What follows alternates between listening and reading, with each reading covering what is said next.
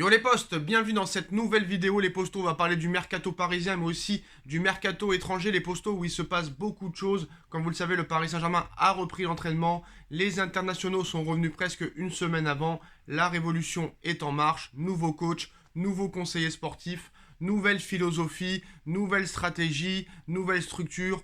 On espère que enfin ce sera la bonne.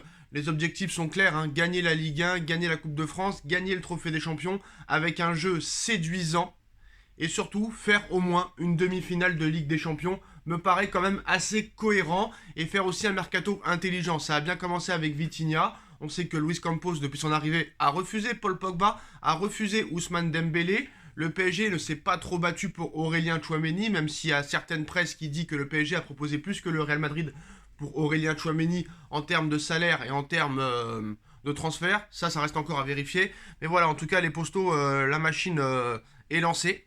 Alors, Vitinha a déjà rejoint le Paris Saint-Germain au milieu de terrain. Vitinha est très motivé à l'idée de réussir au Paris Saint-Germain. C'est un petit peu le même profil que Marco Verratti. Et comme vous le savez, le milieu de terrain est le maillon faible du Paris Saint-Germain depuis quelques années maintenant, surtout depuis le départ de Matuidi et de Thiago Motta. Le PSG n'a jamais réussi à retrouver un milieu très cohérent et très performant. Alors comme vous le savez, hein, Renato Sanchez veut venir au Paris Saint-Germain, sauf que le PSG ne veut pas dépenser plus de 10 millions d'euros. Mais là, aujourd'hui, Sky Sport nous apprend qu'il y a un accord très proche entre l'AC Milan et le LOSC pour Renato Sanchez, transfert chiffré à 10 millions d'euros. Alors quand c'est le Paris Saint-Germain qui propose 10 millions d'euros, bah Lille, ils en demandent 30, mais quand c'est l'AC Milan qui propose 10 millions d'euros, là Lille, ils acceptent. Donc il y a deux poids deux mesures, c'est le serpent qui se mord la queue. Hein. Donc il reste encore à trouver un accord sur le salaire du joueur et les commissions de Jorge Mendes.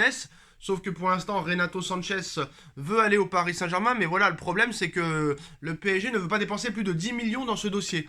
Moi, je pense très clairement et honnêtement, on va pas se mentir. Hein, c'est pas un jeune joueur à 10 millions d'euros qui peut échapper à un club comme le Paris Saint-Germain. Moi, je suis persuadé que si Luis Campos veut vraiment Renato Sanchez, bah, il l'aurait déjà signé. Mais vu comment ça traîne, c'est qu'il doit y avoir des doutes, je pense, du côté des dirigeants parisiens.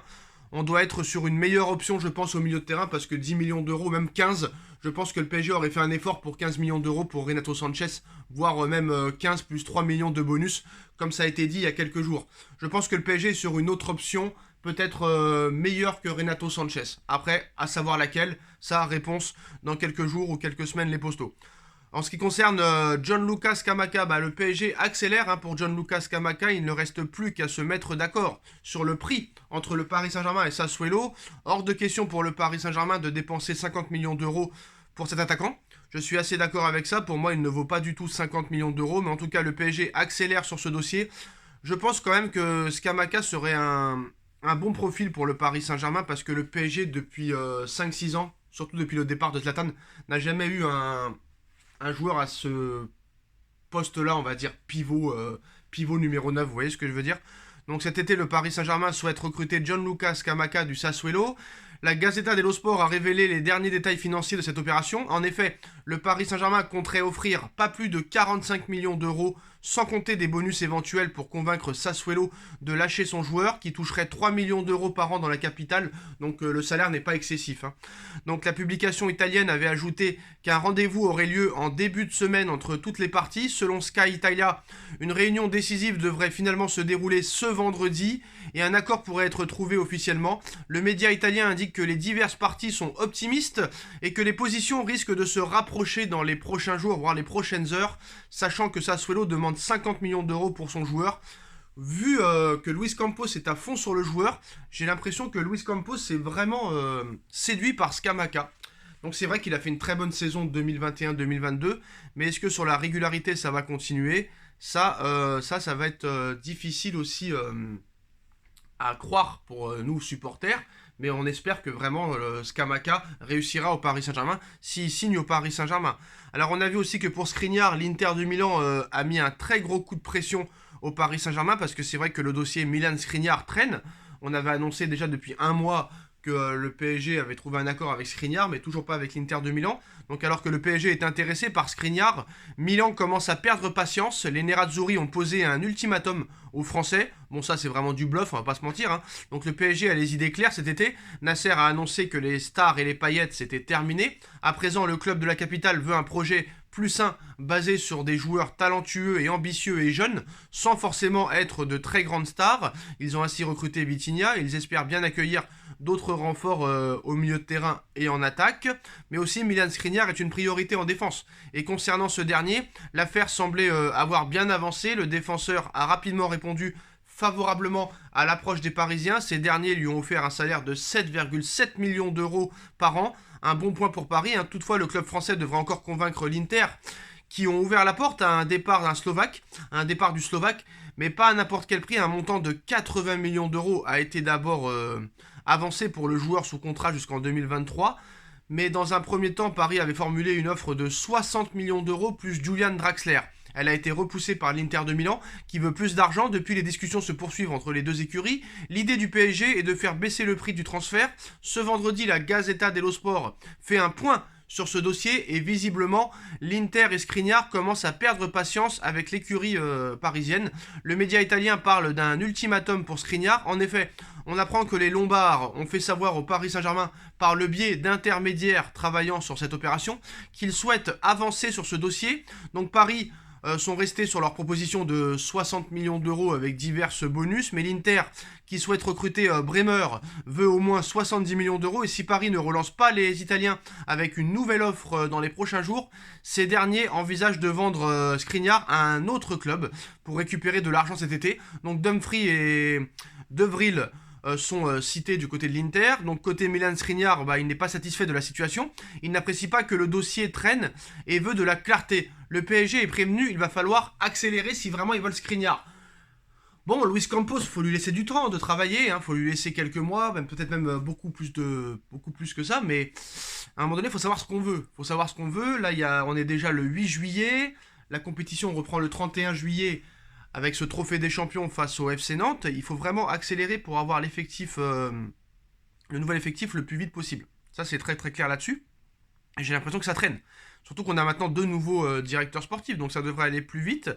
Mais comme Enrique s'occupe des ventes et Luis Campos des achats, voilà. En tout cas, les postos, le FC Barcelone, lui, est proche de s'offrir le très gros coup Rafinha, courtisé par plusieurs clubs européens.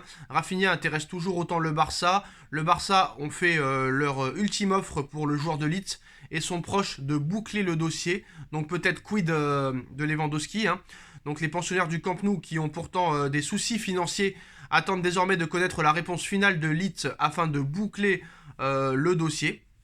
Donc selon The Athletic, les Londoniens ont offert 64 millions d'euros pour convaincre les Picos de lâcher leurs joueurs. Enfin, je veux dire les Catalans, excusez-moi, les Catalans ont offert 64 millions d'euros pour Rafinha à Leeds United. Donc ce vendredi, Sport explique que le FC Barcelone n'irait pas au-delà de 55 millions d'euros. Donc on verra ce qui se passera. Mais en tout cas, voilà, il devrait atterrir au FC Barcelone dans les prochains jours. Donc c'est vrai que Leeds veut 64 millions d'euros, mais devrait dire oui à l'offre ultime du FC Barcelone de 55 millions d'euros. Voilà l'offre finale du Barça pour Rafinha. C'est vrai que voilà, en plus du duo Azpilicueta, Marco Alonso, pour lequel le Barça s'est bien rapproché de Chelsea, le Barça est en passe de frapper un joli coup avec le très courtisé Rafinha. Pourtant, le Barça, avec des gros problèmes financiers, arrive à faire peut-être un beau mercato si jamais il arrive à finaliser ses dossiers. Donc peut-être un retour du Barça l'été prochain, en plus de Christensen et en plus de Franck Kessié qui ont déjà rejoint le Barça librement, les postos. On va pas se mentir, pour l'instant, c'est le Barça et le Bayern de Munich qui font le plus beau mercato, parce que le Bayern de Munich va casser sa tirelire pour Mathys de Ligt, qui est sur le départ de la Juventus de Turin. Alors on a vu que Chelsea était pourtant intéressé par Mathys de Ligt. Mais voilà, en tout cas, il aurait choisi le Bayern de Munich, et le Bayern de Munich va casser sa tirelire pour Mathys de Ligt. Bon, Mathys de Ligt à la Juventus, ça n'a pas été non plus exceptionnel. En plus de ça, le Bayern est réputé pour ne pas réellement beaucoup dépenser d'argent, à part Hernandez. Mais voilà, sous contrat avec la Juve jusqu'en 2024, le Néerlandais va quitter le Piémont cet été et pourrait rejoindre le Bayern de Munich, qui semble prêt à proposer un joli chèque pour s'attacher les services. On parle de 75 millions d'euros, mais le Bayern prépare peut-être une offre conséquente parce que peut-être que la Juve va refuser cette offre. Donc on verra, mais voilà. La Juve demande à peu près la même somme d'où elle l'a acheté en fait, à l'Ajax d'Amsterdam, c'est-à-dire 75 millions d'euros. Et d'après les informations de Gaulle, le club bavarois aurait déjà entamé des discussions avec les dirigeants italiens pour discuter d'un possible transfert de Mathis de Ligt. La Juve demande 75 millions d'euros. Donc il voudrait aussi des bonus. C'est là pour ça qu'il y a un problème. Ça ferait 90 millions d'euros en tout au Bayern de Munich à débourser. Donc voilà les postos, voilà les dernières informations de ces dernières heures. Dites-moi en commentaire ce que vous en pensez. On like, on partage, on commente, on s'abonne. Et on se retrouve très vite pour une nouvelle vidéo les postos. Tchuss.